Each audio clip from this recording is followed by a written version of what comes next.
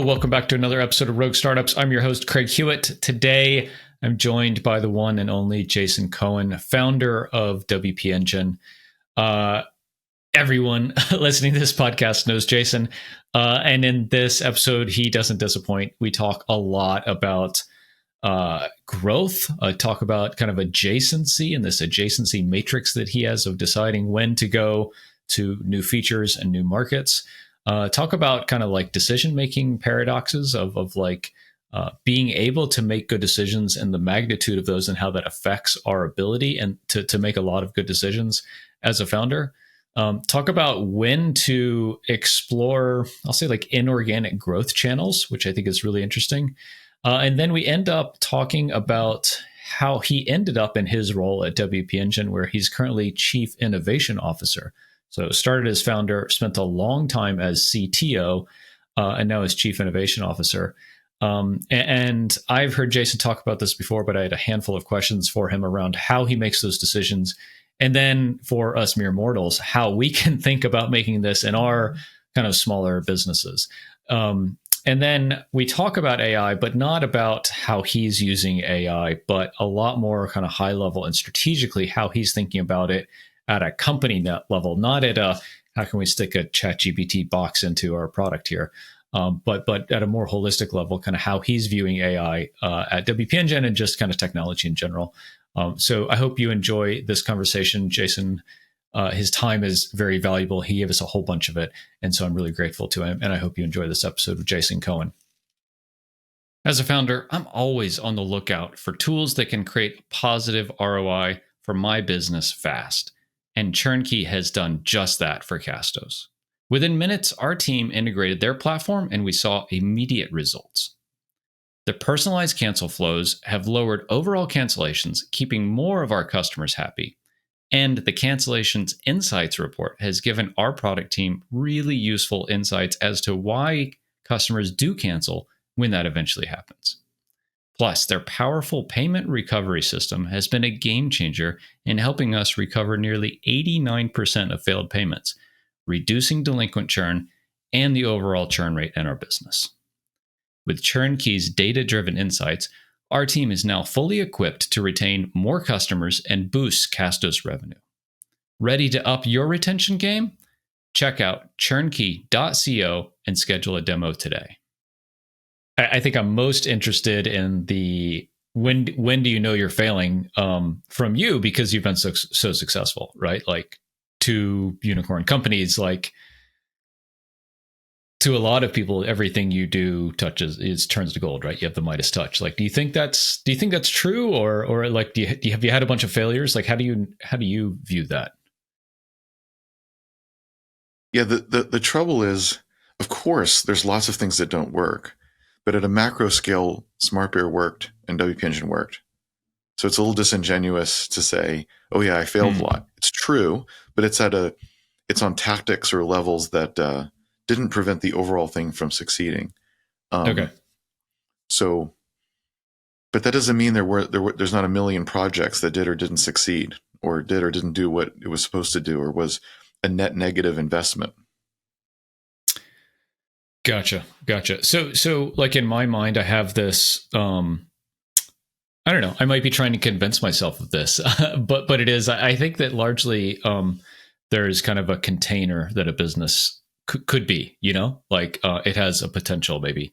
And those tactics and strategies can affect like how big you grow within that container, but like the container can't get bigger. Do you agree with that like WP Engine is $1 billion company, but it will never be $1 trillion company? Castos is $1 million company, but it might not ever be a $10 million company. Do you think that's like largely true in their current forms? It's definitely true that a company and a product and a market is of some size. So like the only reason why companies today, some of them are $1 trillion, is because they have multiple products, right? Yeah, there is no right. one product, maybe oil or something, but if we're keeping it to the kind of products we're talking about, yeah, there's sort of a natural ecologists would say carrying capacity of the market and what's available. So yes, and that's why companies grow in S curves, because you reach this sort of natural limit. And even the Facebooks and Googles and Amazon of the world do that and need to find ways of increasing what the market even is. Like people coming online, for example, is a way to increase that. Although that only happens, in a small percentage per year, so that doesn't get them the growth they need. Or they need to do things. So since they can't do that on the consumer side, they need to either take more of the market that exists for attention, et cetera. So in Facebook's case, let's just get other social media networks. Right. In Amazon's Instagram. case, Yeah. let's expand to more products and more areas, more geographies, and so forth, and obviously also more products, and let's charge more for it. So Amazon, very famously is not the lowest cost and drives other prices down. That's a whole story. Facebook continues to increase prices, even though you don't know very many people who still use it. So they're able to grow for other kinds of reasons. So, but that's why, because they reach the market capacity. So it depends. Like, if you have a lot of pricing power, as Amazon and Facebook and Google do, then you can continue to grow in terms of revenue, even if some of the underlying metrics are not growing that much, because you have pricing power. So this is why it's hard to just answer the question. But in general, sure, if a company is of a certain size, can it grow? Probably. Can it 10x? It depends. Like 10x is a lot, so it's going to depend. Sometimes the answer is yes, and sometimes no, there isn't another 10x. Yeah. I have two threads I want to pull on there. One is specific to you at WP Engine and like being a premium player in a space that's highly commoditized, because that's on the surface at least, because like we are too. And the other is like, when do you stop the organic kind of conventional growth methods and go after the other, like just make the pie bigger kind of aspects? But let's talk about WP Engine or like Castos first, right? Hey, we're podcast hosting. A whole bunch of people that do podcast hosting. We want to say we're the best and we're premium and we're these things. But how do you do that other than using words? Like, how have you all done that? Because we hosted WP Engine. We do because it's the best, right? Like we tried a whole bunch of other people. They all were garbage for other reasons. And so we're there now. But like, how does a company think about not just saying we're the best and we can charge twice as much as everyone else, but actually do it? Well, you just said it. We're better at what exactly? Our tech support is better. They're more responsive. They're more knowledgeable. They're more friendly. They spend more time. Is it that in our case, WordPress runs faster? Like literally, you can see it when you log in. You go, whoa, what the heck? And so you can see that it's faster even before you use a tool. Or maybe it's something like Core Web Vitals score goes up. So there's some kind of objective sense in which your external speed goes up. Is it more secure for reasons you can list in bullet points that other security people agree is a good list of bullet points? And so this is not a rhetorical question. This is the answer to the question in the case of WP Engine. Is these kinds of things is like, oh, well, if these are things that customers value, meaning they will pay for it, then if you do them at a higher level or there's more of them or whatever it is to be premium in those areas, then that's the answer, that you're delivering more quote unquote value, as they say, but you got to be specific. What does that mean? Right. And so, so I think it goes back to like, well, what is the customer happy to pay more for? Because the value that they perceive they're getting, perceive is a good, important word. The value they perceive they're getting is 10 times more than that cost, even though it's premium. That's the question to answer. And so for someone who's not technical, the idea that I could move my website to WP Engine and instantly double its speed, which means I'll have a lower bounce rate and a higher Google's SEO, that's worth a lot of money to me. In fact, especially if I'm in media where I make money off of page views, or I'm in ecom where I also make money off of, let's say, traffic, I can probably even quantify that. But I don't need to quantify it to know that I'll pay 100 instead of 50 or 30 instead of 5. Like, if it's going to dramatically change my revenue curve, it's a pretty easy equation. So that's an example of where that's how you would justify a premium price. You said perceived and kind of like zoomed in on that a little bit. Are there instances where there doesn't have to be a tangible kind of feature benefit, but the perception of one for you to be able to justify those prices? Yeah, and definitely shouldn't think of it as features only. Features are a way to be different, or to be desirable, or to have value. There are projects like WordPress that have this amazing community. People want to be a part of it, want to promote WordPress, want to stay in part because of the people in the community. That's not a feature of WordPress, the product. That's a fact of being in the WordPress world. when you feel like you're being supported and you want to give that back and you just enjoy that mode of working, that I can be a freelancer who would otherwise be by myself, but because I'm a Genesis developer, I'm with literally hundreds of thousands of others on a Facebook group or on Slack, and we support each other genuinely, and then we meet up sometimes and we help each other out. That's just a wonderful way to be. So what feature of Genesis is that? What feature of WordPress is that? It's not a feature. It's not in the development roadmap. So it could also be mission. So there are companies like Patagonia, for example, that are well known for supporting the efforts to preserve the climate and ecology. So if you care about that, and if the products aren't bad, which of course they're not, then you might buy from them instead of someone else because of what they stand for and what they do, again, outside of what is the feature of the coat. Don't care. Right. Or people who buy sustainable coffee beans because it's a horrible industry that exploits people.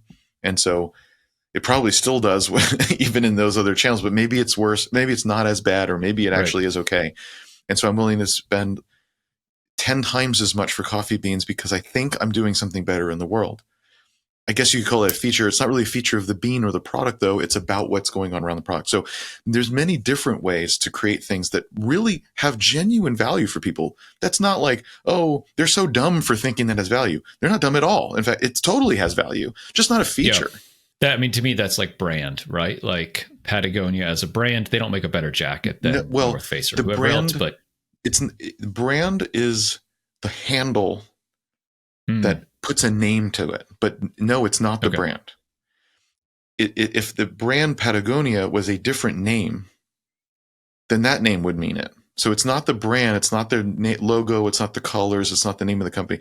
It's the mission, which is not the brand. It's their actual genuine human mission and how they run the entire company. For example, at Patagonia, if you get arrested protesting something, the company bails you out of jail. I love that. That's not brand. That's company culture and policy and genuinely believing in the mission. Genuinely, the brand is simply the mark that's what this is. It's wrapping that up in a thing so that you can go to the store and find Patagonia, or you can tell your friends Patagonia, or you can say I work for Patagonia. It's how you put a label and a handle, a moniker on it. Those things, but the brand isn't it. Just like with Genesis, it's the community. Genesis is a brand, that's fine, but it's not the brand, quote unquote. It's the community. The brand is just naming that thing. At what point do you think leaning into that becomes really valuable? Like, I'm just thinking, like in the life cycle of a startup, right? Like, starting to focus on brand before you have customers and product obviously isn't like your most important thing. At a certain point, it probably becomes more important, and then there's like an inflection point where to be the things that make up the brand or the behind the brand become more important than a lot of other things that we do. Like, I don't know, is there like a triggering event or a milestone that you would pass to where you're like, ooh, okay, now the things that make up Genesis are more important than any feature we can put into it or any development. Yeah, so I think brand in the traditional sense of like, oh, it really matters where a logo is and we have to be really consistent with typography, that's later. Because early on, you don't even know what's going on. You don't know what you're doing. You don't know who the target customer is. You don't know what the right products are. So what would you obsess over brand for? No one knows who you are. No one's ever seen you, and everyone will forget you. And anyway, that's not the problem right now. The problem is solving those questions I just said and more. Once those questions are known, in other words, after product market fit, when things start working, it starts to become easy to get customers. They're flooding in. And now your work has changed from scratching and clawing to get every new customer to, oh my gosh, I don't even know where they're coming from. How do I keep up with the bugs, the product features, the scalability, the tech debt that we did up to this point, the deluge of tech support, and so on? How do we keep up with that? Okay, then you get on top of that, and now brand starts to become important because now you are making a name for yourself, and there are a lot of people that know it. They're starting to get spread. Now that matters. And so now having that be consistent and with design consistency and other things become really important because you're trying to, in fact, in place in people's minds a very specific thing, a feeling, a notion that does mean something to people now, and more people. So that's the right time to think about that, or spend a lot of time on that, I should say. Kind of exception to that is there's so much of your personal identity wrapped up in the company. So its mark, its name, even the font choice. I understand obsessing over that because it's really about you. So I get it. But other than picking that out, then continuing to obsess over a brand is like, no, you've done it. That's what you look like. It's fine. You'll pick it back up later to get really mature about it, right? Now, of the other stuff, I actually don't think you bolt it on later because it's who you are. And if it's not who you are, then since it's inauthentic, it almost never works. If you first had a jacket company and then later decided to be like Patagonia, it would be inauthentic. It wouldn't be true. Your customers would not think of you that way. Your employees would not think of you that way, and so on. It's just not your culture. So just claiming later you care about the environment, you can, and maybe you even do to some extent, but it's not going to have that power that it has when it's genuine. So think about these communities we were just talking about, WordPress, Genesis. You can probably think of other ones. When did those start? The answer is day zero, because it was part of what it is. Now tell me, what is an example of one of those kind of communities where people like love to be a part of it? It's vibrant. They meet up, where first the company was around for 10 years, even 5 years, and then said, let's start a community. Now, maybe you can name one. Like, I'm not saying it's zero. Like, everything's possible in the world, but I bet it's really hard to name them. You'd be like, there's this one time where it worked. Like, okay, cool. One time it worked. But what that tells you is you don't bolt on something that requires being authentic and genuine like that. So, Brian Gardner making Genesis and that personality of his and his genuineness, you don't bolt that onto a company later. It either is or it isn't now. And in a way, this is good because it means, okay, who are you as a founder? What is this? What is your style? What is your way? Maybe you love the idea of a community. Maybe you hate it. You're like, community, I'm an introvert and I hate that idea. Fine, then don't do that. It won't work for you. Something else will. That's great. Yeah. So it's good that it comes from who you are. It makes your company special. It should leverage something that is already special about you, because then you will be really good at it and better than others who try to bolt it on, or more likely don't even try to have that particular angle. Because, and that's part of why you can be successful and different with it, which is what we want. Yeah. No, it's fine. I mean, I had like a tinge of guilt as we were talking about this, but yeah, it's not me. It's not me. And we've tried community several times at Castos, and it always fails because it's not important to me. I'm not good at it. It comes across as inauthentic, even though I don't, obviously not trying to be inauthentic, but I maybe like you look at like, I like product and I like sales and marketing, and I'm pretty good at those, and I'm just not good at community and kind of me being active in the community of our customers. And so that's just like, that's the date we brought to the prom, like that's just me. And it would be bad, like you said, inauthentic, ineffective. And I would hate it probably if I said, this is the only way we're going to go Castos is if we have a thriving community of podcasters. That would be bad, and for everybody. That would be bad. Yeah. But podcasting is a massive market, and it's growing fast, and it's still really popular. And so there isn't just one way to grow. Right. It's not like make a community or you can't grow. That's just false, right? Like, that's not true. So, okay, so what? That's not one of your tools. There's dozens of other marketing tools or other kinds of things at your disposal. Good. Right. Yeah. Okay. So this is a good segue. So I was listening to Startups for the Rest of Us podcast that kind of got a lot of us started, or got me started at least in all this. And Rob was doing his April Fool's episode, and it was, I don't know if you listened, but it was hilarious. And he had a bunch of things. He's like, I've thought about this, and you should definitely go B2C. And you should definitely never raise money. One of them was you should definitely start a second product because, you just never know. And like, just see what sticks, and not to disparage like the makers who just want to make products. So that's cool.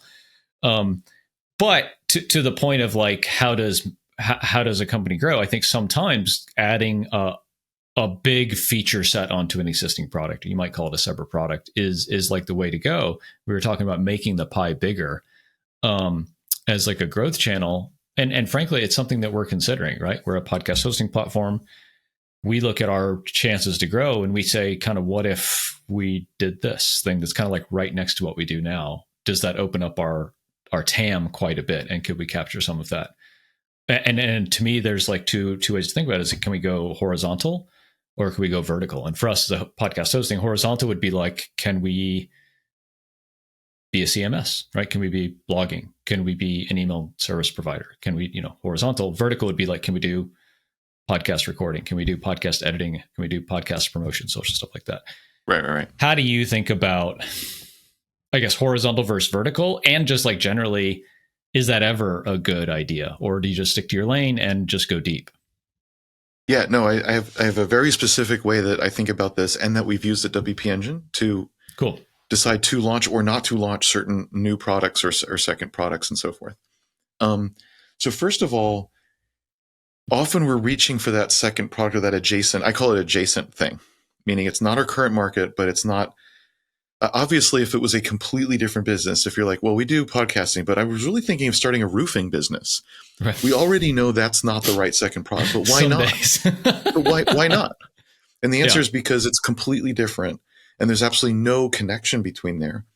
Yeah. And so one of the core principles of any strategy, and I don't care, like, I think people use the word strategy to mean weird academic stuff, and I don't know, they take something stupid like a SWOT, which is not very helpful, and they say that's strategy. Like, so I don't mean that stuff. I mean the few things you need to do to win, the most important things. So one of the core things about any good strategy is that you leverage the assets that you have. Whatever your strengths are, it could be personal, it could be you've built software, you have, as a business, maybe I've got some existing customers that might buy something from me. That's an asset. I got a brand. Okay. That's an asset. Maybe we're the best at this one thing. So that's an advantage. It could be cultural, like we were just talking about. Those are also right. So good strategy leverages those things because that's what you're good at. Like, of course, like this is almost tautological to say, and whatever you're really weak at, it's possible that you should do it, but it sounds like a bad idea. Like status quo is don't do something you're weak at. If so, you'd have to invest a lot. And it's a high risk of failing. So you could still do it, just you're going into it knowing that's a high risk. It's probably not good. There better be some overwhelming reason why to do that anyways. So that's just like status quo, obvious strategy stuff. So when you think about adjacency, you think about, okay, I need to leverage what I've got to the greatest extent I can. Yep. And so step one is like, should I, like you say, should I continue doing what I'm doing or should I go to some adjacency? So there, the question, usually people want to go somewhere else too quickly, right? But if growth is bottleneck for good reason, like, no, really, that's how big the market is. We've reached 2% penetration in the market. That's actually a lot, especially as a small company. 2% is actually kind of a lot. And so, yeah, I mean, we're going to continue trying to grow the existing business. Maybe we can get to 3. Maybe we can get to 4 over years, but like, that's where we're at. Like, we're not going to suddenly get to 20%. That's nuts. That would be a reason to go somewhere else. The fact, but sometimes people are at 0.001% of the market. Then it's like, well, then the current business isn't working yet, or there's so much growth in the current business. What are you doing taking on something harder and newer and with risk when you've got stuff right in front of your face? So that's an example. Another example, though, that has nothing to do with that could be a reason to is diversification. So, for example, WP Engine, you said that we were expensive, but that's only true for half our customers. Yeah. For our low-end customers, we're expensive relative to GoDaddy. But for our enterprise customers, we are cheap relative to Adobe. We are the cheap but enterprise-grade alternative for McDonald's, but we're the expensive but worth it because we're so good for a dentist office. Yeah. And the reason this is important to bring up, this diversification, because we did this on purpose. We weren't always all of that. We expanded into these different market segments. We invested in them in sales and marketing and customer service and account management. I mean, we invested tens of millions of dollars to create hundreds of millions of dollars of revenue in a new segment and stuff like enterprise. So that's not an accident. But then what happened is COVID happened, and then small businesses go out of business or need a lot of help. And so people canceled, disappeared, or we would suspend their invoices for a year to help them out on the low end. But on enterprise, we were the ones that they were flocking to. They can't buy Adobe anymore. It's too expensive. Right. Now Right. we're the right alternative because we're low cost to them. So our enterprise segment grew.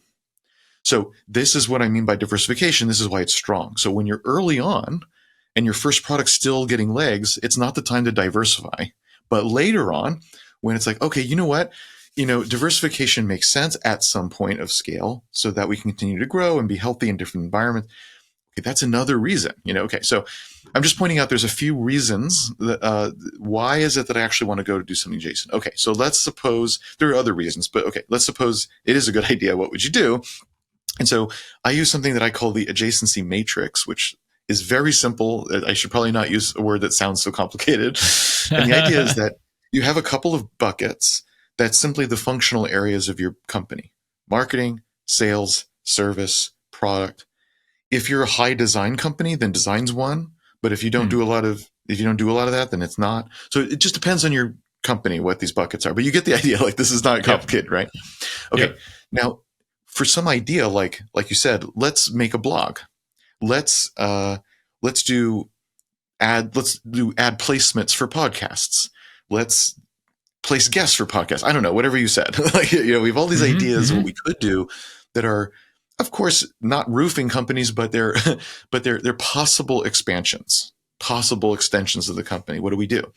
So you take these buckets, and for each of these ideas, you say how adjacent that idea is in that bucket, how similar it is. Yeah. But you only have three choices, because I don't like these rubrics and scores and crap. I don't believe in that stuff either. So you only have three choices. Either you can say it's trivial. There's almost no changes required. Like, when we launch this, let's say for support, for example, when we launch this, like, we won't have to do training at all. We'll send an email to the company. That'll be enough. They'll know. That's how easy this will be for support. We'll have one Zoom session and they'll know. We'll just add a couple of bullets. If it's sales materials, we'll just add a couple of bullets to a slide we already have. That would be an example of a trivial amount. The second one is an adjustment. We have to manage the change, but with our current processes, the current norms of the company, we can manage it. It's like on the order of a large feature release. Yes, we'll have to train sales, but it'll just be like one more slide and they'll get it in an afternoon.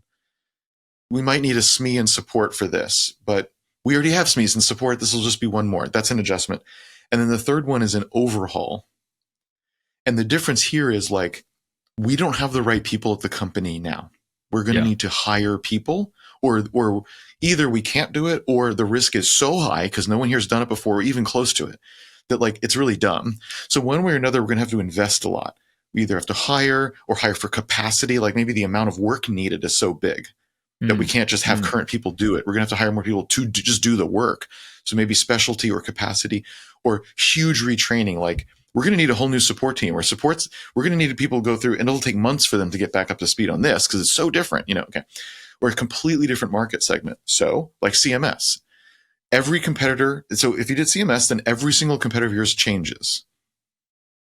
All of your marketing changes, all of your sales you see what I mean? Like, it's like, holy crap, that's not just like, we'll just adjust. It's like, no, totally new market, new customers, new arguments, new competitors, new sales product, not to say it's a bad idea, just saying, oh, it's a huge change, overhaul. Okay, so trivial, it's just kind of like nothing. An adjustment or overhaul, those are your only three choices. So you go through each bucket and you disposition them this way.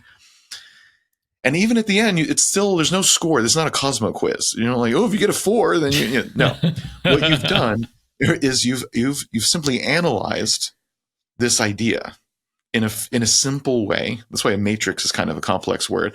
You just analyze it in a simple way to understand what is the impact and risk of us doing this. What areas of the business would be shook up? What would be easy? And so, like, if you think about us going enterprise, okay, well, in terms of sales and marketing, it's totally different. In terms of engineering and product, it didn't change at all. Not at all. We already had customers who had sites way larger than McDonald's. Because these big sites like IBM, they don't get that much traffic compared to a 5-person media site that gets tons of traffic, right? So actually, technologically, there's like literally nothing to do at all. It's trivial. But oh my gosh, over here on sales, it's a whole nother universe. So it's an overhaul. So you see what I mean? So you can, so you're analyzing it enough that you're like, okay, well, what's our appetite for it? You shouldn't necessarily do the easiest thing. That's not necessarily the right choice because maybe the easiest thing is also not that valuable or not that interesting or whatever. Mm-hmm. But now Mm-hmm. you've got some sort of analysis of this cost and risk and investment side of the question. And some things will be clearly so far afield that you're like, what the hell? Yeah. Like just let's stop talking about it that way, So like it'll narrow the field to some things and have analyzed it a bit. What kind of trade-offs you're getting into. So that's how I work out this adjacency question. I love it. I love it. So I mean, we've thought about it, and I've talked to a whole bunch of people about it. I've talked on this podcast a little bit about it. That probably like you, like we see like we solve a pretty narrow problem right now. We think there's one of the biggest opportunities we have to grow. We think is to solve more problems. I have not thought about it more than just a marketing and a product perspective. Like, because the product is just the first thing that everybody, even me, as a non-technical founder, says, like, we can just build this thing and the engineers are amazing and they can just do it. And then from a marketing, I have thought of like, how do we leverage our biggest assets now to more easily go into this adjacent market or serve our existing market in a different way. But I hadn't thought about like sales, support, success. Yeah, I mean, our team comes to me regularly and they're like, why don't we just charge $100 a month? And I'm like, ooh, cool. Let's do that. And then I just get scared. Well, now that's a totally different question. The question of price is a different question than expanding to new things. The one last thing about that is to go more enterprise. I mean, well, yeah. The last thing about that is $100 a month is not enterprise, by the way. Enterprise means like millions of dollars a year. But anyway, just because something is an overhaul, they're not equivalent. So, for example, a lot of companies are good at product and engineering and not very good at sales. And so if this requires a whole lot of work in product and engineering, they're like, okay, we can do that. And you can. But if this requires like a huge investment in sales and a whole new department and hiring people, it's like, we could, but since that's a weakness and we don't know how, and we kind of don't want to, that one is just like, maybe that's a deal breaker for us because we don't want to tackle that. So again, that's why it's not like a scoring system or something like this. You got to judge. All these things have hard things and easy things. Which combo of that is good for us, Yeah. But you might say, but if we hired a really amazing VP of sales, that would change which things we could say yes to. And then you start realizing, oh, that's why certain kinds of leaders are so important, which early on they weren't. But once you're at scale or once you're starting to think about these things, like, okay, there's certain ways in which it would be. So like if you want to sell ads on behalf of podcasters, selling ads is a whole thing. Yeah. That sounds really hard. That's not something engineers solve.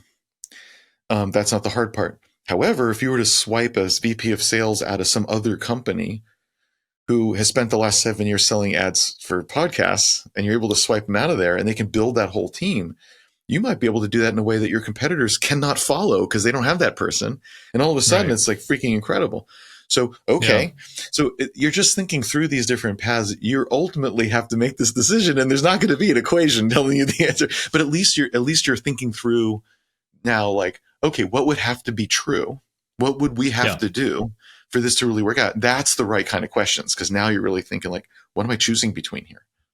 Yeah, as an aside, I've found myself like just wanting the answer a lot lately, and I think it's because like we solve the easy problems first, right? Like how do I get a few customers? How do I pay the mortgage? How do I do these kinds of things? And now the questions are more complicated, I think, which is probably why I can't answer them myself, or I don't want to answer them myself. Maybe it's the right term. It's just like, gosh, this is so multivariate. There's so many things going on here. Yes.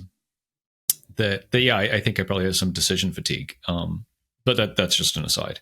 Yeah, and also making the decision is very expensive, whether it's right or wrong. Yeah. But then you worry, like, is that if it's wrong, what happens? And I know everyone talks about one-way and two-way doors, yada yada, but even some things that feel like that sound on paper, maybe they're two-way doors, maybe, but that doesn't mean going back through the door isn't really painful and bad. And also, what does it mean, like, for the whole company for you to say, we're doing this, and then 6 months later, it failed, now we're doing this? And what if that's fine from like a product perspective or a customer perspective or an investment perspective, because you only burn $200K on it? Yeah, but what about people going like, does this guy know what he's doing? Like we keep Right. going back, Yeah. now that's also manageable, but like, so the whole two-way door thing, I know, but there's two-way doors in, we put up a Google ad and it didn't work. We took it down. That's a two-way door, right? That's easy. A lot of these are not like that. So I don't know what kind of door you want to call it, but let's just say it's really hard, and that makes it hard. I don't even know if it's decision fatigue, because it's not like you're making these decisions. It's that you're afraid to make the big decisions, and for good reason, because it commits a lot of time and attention and energy and money and expectations by employees and maybe customers. And that's a good reason to be afraid of it. So what do?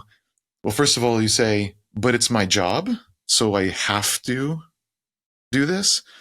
So then it's like, all right, well then what am I afraid of, and what's the deal? Okay, I'm afraid that if it doesn't work out, I'll have to explain it and that it'll look bad. Okay, there's ways of communicating all that to make that less. You can say we're trying this for 6 months.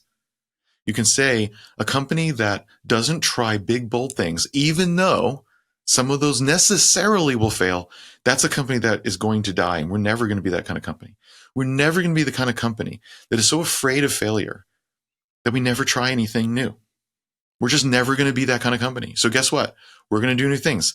And when they don't work, it will be to our credit to call that out and say that. And we'll be proud of ourselves that we called that out and didn't just go down that road for 3 years and then call it. We called it after 3 months or 6 months, so that we can put our attention on something that works. And that will prove how smart we are. And if you want to be in a company that never admits it makes a mistake, you should go somewhere else. But if you want to be in an honest company that tries to do new things, which means some of them won't work, and then we're honest about it, then you need to stay and support each other. And when things go well, we'll celebrate. And when they don't, we're going to support each other in having made a good attempt. And then we're going to keep doing the next thing. So that's the kind of things you can say ahead of time to mollify that very real and valid worry. Other frameworks like the adjacency thing, it doesn't tell you the answer, but it gives you more confidence, because you're like, okay, we actually thought through 5 different options. We had 5 decent options. We thought it through. We know that if we take option B, it'll have these good things and these challenges, risks, expenses, whatever they are. And we can say what they are because we thought about it. So you're going to get both. You're going to get this good stuff, hopefully, and also we're going to have these challenges. It's going to be hard. And again, that might even drag out, because we just said it's risky. So that means it might be late or too expensive. Or, the first person we hire may not work. Like, that's what it means for it to be hard. But we know that we're going in with that in mind, and this is why. And, so having those things to think through, that gives you not necessarily more confidence that the decision has to be right, but that you've thought it through properly. You'll never know, even in retrospect, well, what if we had done another thing? Nobody knows. You won't know either. So, oh well. Too bad. I mean, I feel like we do have a culture of experimentation and transparency. I feel like we have done a lot of this quite well. I mean, we experiment with pricing around the end of the year. We've done a lot of these things, and I'm really transparent with the team. Like, we're going to try this. We're going to see how it works. We always have like a hypothesis and a measurement like goal, and that's sometimes time, and sometimes that's events or revenue or something like that. But yeah, I think we do this pretty well. And a whole bunch, like to the very beginning, a whole bunch of them haven't worked. Some of them have. But yeah, we definitely approach it and set it up the right way to where it's not just, it's Thursday, so I want to do this thing and I'm the founder. Yeah, but you also said that you also said that you're not sure about making these decisions. And so that's contradictory to saying, oh yeah, we do this all the time. I think the difference is when you start getting at some scale, and when these decisions start getting bigger and the consequences start getting bigger, even though everything you said is right, they're different in kind, and it isn't the same. So for example, what bet have you placed that didn't go well, and so you laid off 30 people? Hasn't happened yet, I'm guessing. No. Yeah. That's my point. The decisions at scale start becoming different in kind. So, we experiment. This is people's lives, and we all know it, and we all feel it because we're good people, and we're not trying to play with people's lives, right? Like, so because we're good people, and because of all that, therefore, when the stakes are higher and the consequences are bigger, they're not the same.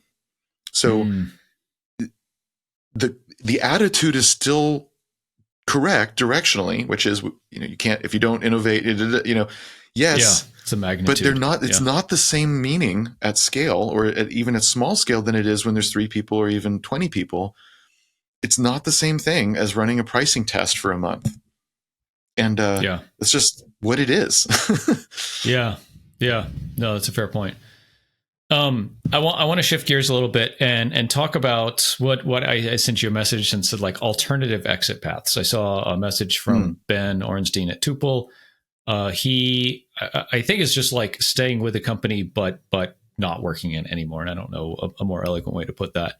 And reminds me maybe of you, and you could probably shed some light on kind of your position and how it came about. But you're the founder of WP Engine. You're chairman of the board or something like that now, but not kind of like day to day in the weeds, right? All that kind of stuff.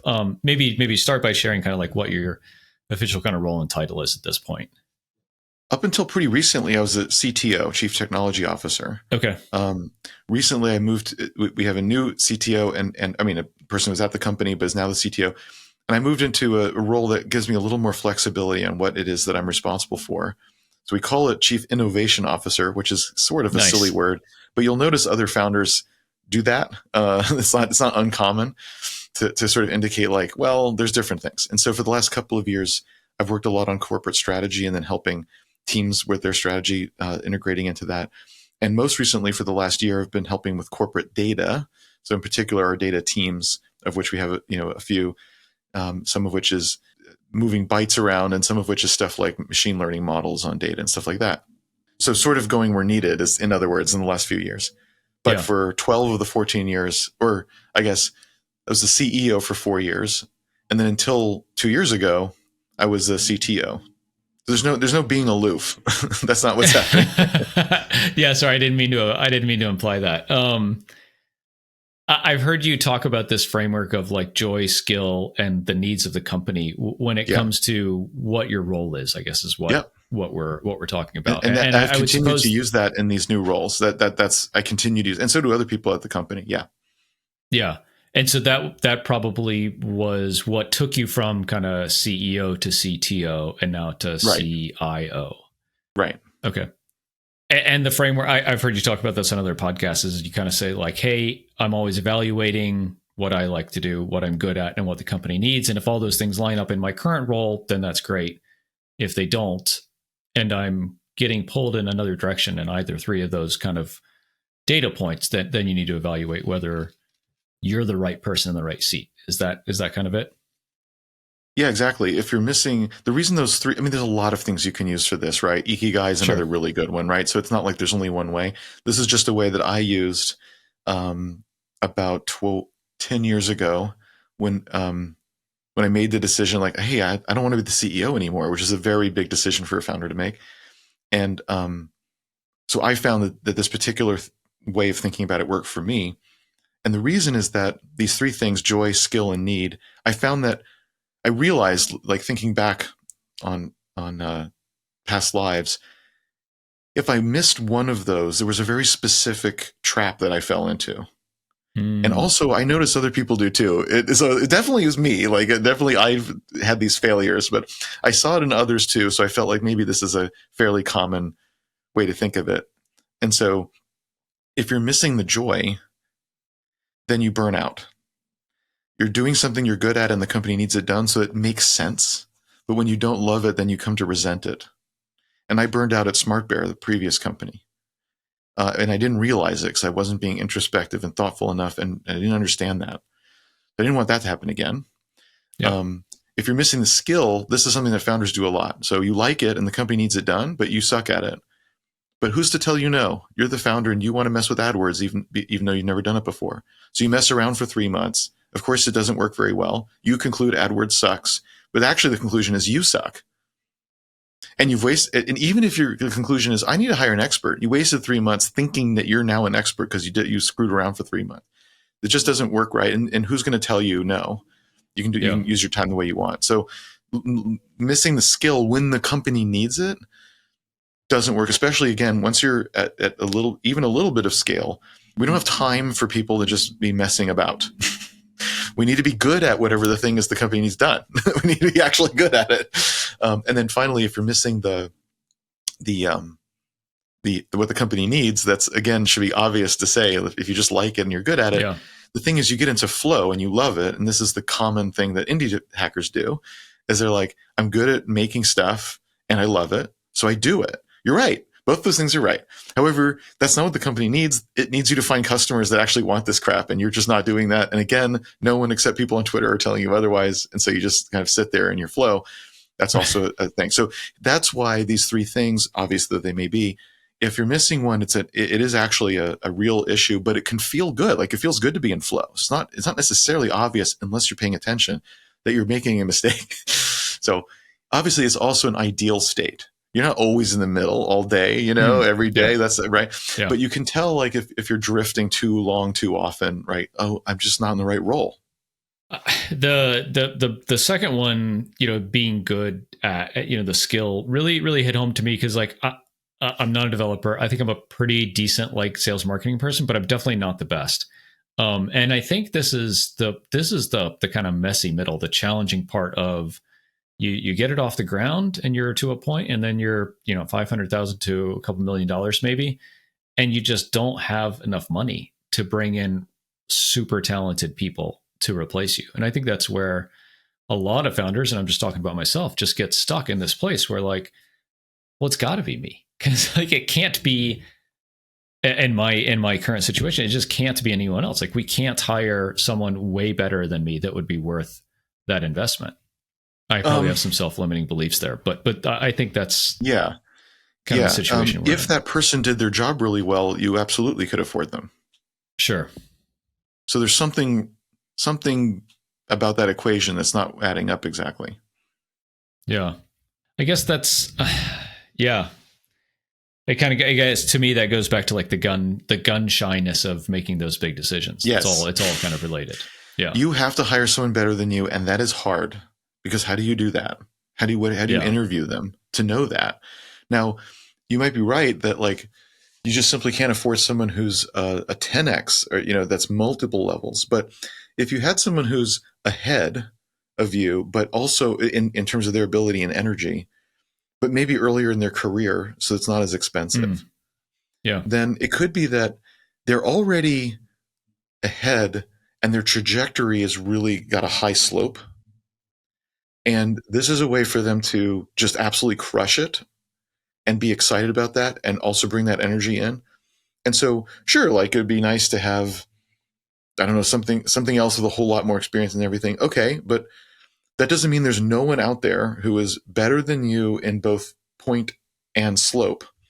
Bring energy and power to it so that the company grew. I mean, if you hire this person and the growth doesn't change, of course they can't stay.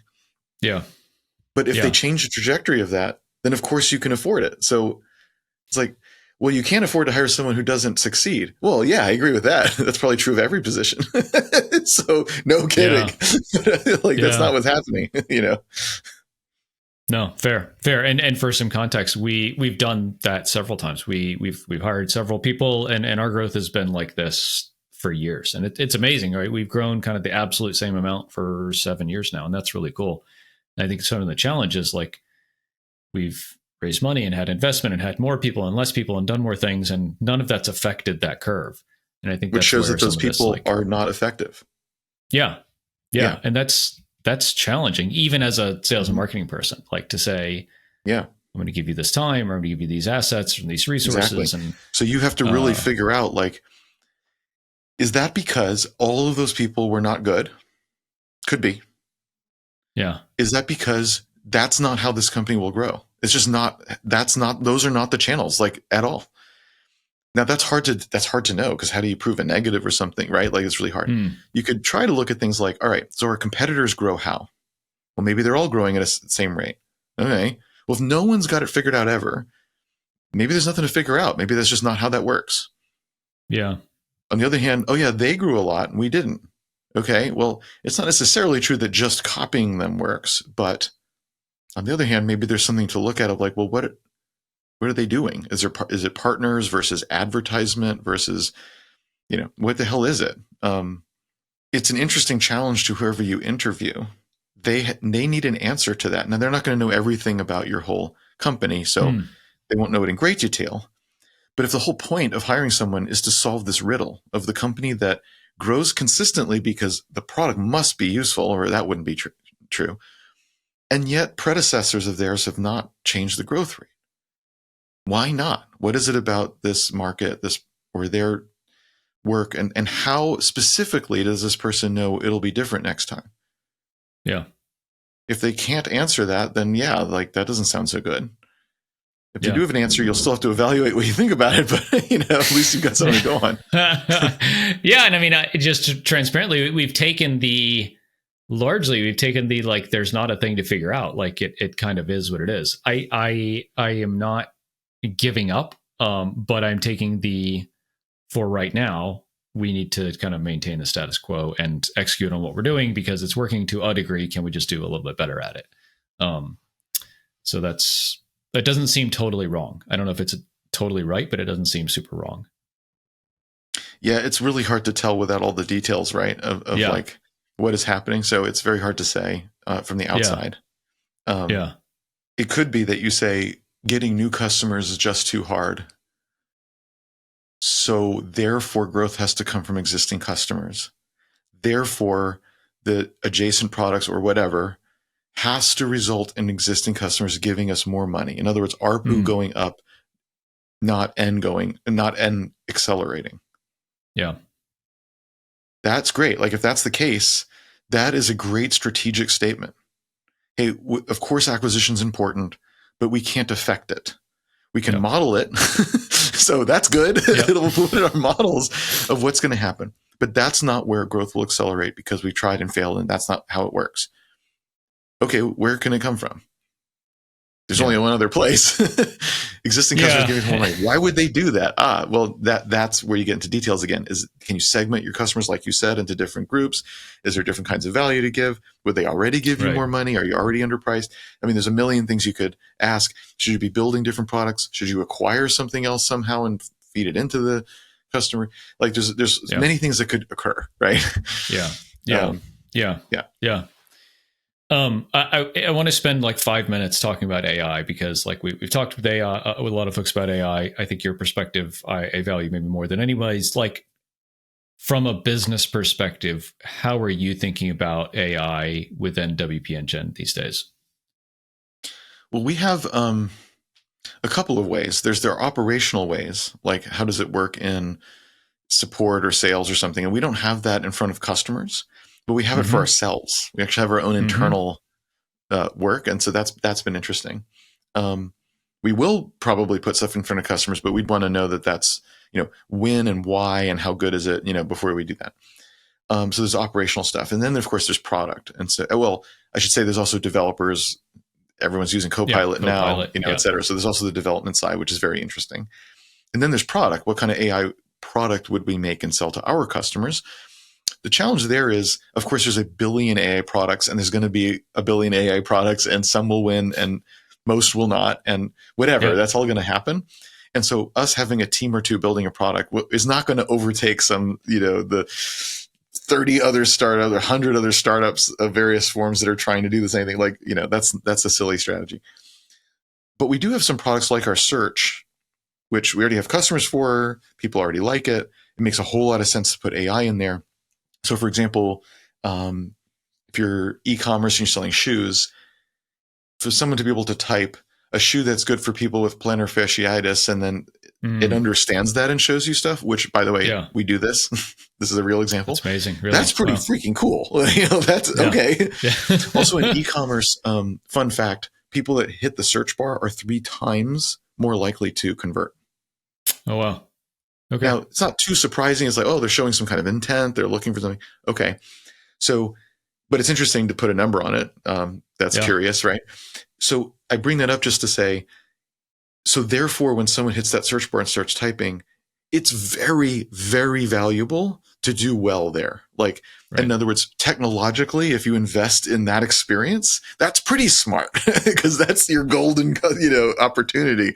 So like, make that amazing. That's smart. Yeah. I'm just sort of emphasizing why, because otherwise it might sound like AI search. It sounds okay. Like actually for some people, this could make a lot of money. Right. So clearly that's just the beginning, but I'm just explaining where some of our, initial forays are, where it's like, okay, again, going back to adjacency, this is a product we already have. It makes sense why it would make that product much better. So that's a nice place to begin, and then from there, try to figure it out. I would say there's zero people who know what AI looks like in 5 years. What does that mean for content creators? What does that mean for SEO? What does that mean for anything? Like, there's a lot of theories, but I don't think anyone can say with any kind of confidence what that's going to be like. So for us, it's like, all right, there's places where we know it is valuable for our customers in products we already have and understand, and things adjacent to that. Fine. We're not even going to, we could have theories about the future, but we're not going to like nail those down. That's silly. But we need to be playing here so that as the future unfolds, we're there and we can see and react to it. So, right. That's what you do when it's extreme uncertainty. What do? You don't make 5-year financial plans in extreme uncertainty. You say, oh, you need to play, you need to explore, you need to act, and then you need to see how that goes. Like, those are the kinds of behaviors one does in a zone of uncertainty. Whereas they say in like Cynefin, chaos, which is what AI is right now, right? It's the chaos realm in the Cynefin framework, and what you do is you act and see what happens. That's the correct response when it's that sort of situation. Yeah. No, I love it. I mean, we think similarly of like internally, we have Team Pink and Team Purple at Castos. So Team Pink thinks things internally, Team Purple externally, customers, things like that, product. And we've definitely similarly got adopted more internally, and are thinking about things externally or features ability into the product, but kind of question the ultimate value of that. And certainly people's willingness to pay, I think is a big question. Yeah, I agree. Again, like we can draw a line to certain customers where it equals more money. And it's like, all right, there you go. No, yours is. Yeah. But what does that mean broadly? Oh, it's a lot less clear, right? Exactly to your point. Right. Yeah. What is the willingness to pay? What are you really doing? I think one of the good ways to think about it is, I think the wrong way to think about it is, we're going to put AI in because what customers don't wake up in the morning and think is, I wish this product had more AI. Right? The customers have the problems or the opportunities and the value that they want, that they always had. If I'm a media company, for example, I want people to come. I want more people to show up. I need demand gen somehow. Then I want them to stay longer and click more so I can show them more ads. I want them to sign up for my newsletter or social media so I can continue bringing them back. That's what I want. I want to sell more ads and for more money per ad for whatever reason. That's what I want. I still want that. Now, if you're telling me sprinkling AI in some piece here improves that, I'm listening, but not because AI, but because I wanted that thing. And if AI transforms that thing, great, wonderful. Like, we were stuck on that thing. If AI can unstick us, it's great. So AI should be thought of as a potential solution or a potential execution, possibility that makes us be able to deliver this thingy that we always wanted to, that the customer always wanted to, but now in a way that we couldn't before, or whatever it was. That's how to think of it. It's in the solution space and not the problem space. But I think too often people think of it as the problem space. I need AI or something. And it's like, no, they don't need AI. They need what they need. Can you apply AI to the problem in a way that they couldn't before to give them what they need in a new way? That's the question. Yeah. No, and I think a way we did this is we implemented transcripts for free in our product because the cost of doing that is now so much lower. So yeah, exactly. Yeah. They wanted a thing. Yeah, transcripts, because I wanted a transcript. Yes, of course you did. Now it's free and better. A transcript. Good. I wanted a good transcript. And of course I did. 18 languages or something crazy. Yeah. Neat. Jason, this is amazing. Thank you so much for sharing so much valuable time with us today. We'll link up where people can find you online and Twitter and everything in the show notes. Nice. Anything else you'd like to share with everyone today? No, it's just online. It's A Smart Bear, like the animal. So A Smart Bear on Twitter, and asmartbear.com is where all the articles are. I've been writing for the last 17 years, which I cannot believe. But I'm an old school blogger, I guess. I love it. Well, thanks so much for coming on today. I really appreciate it. And we'll chat soon. This was fun. Thanks. Okay. Thank you.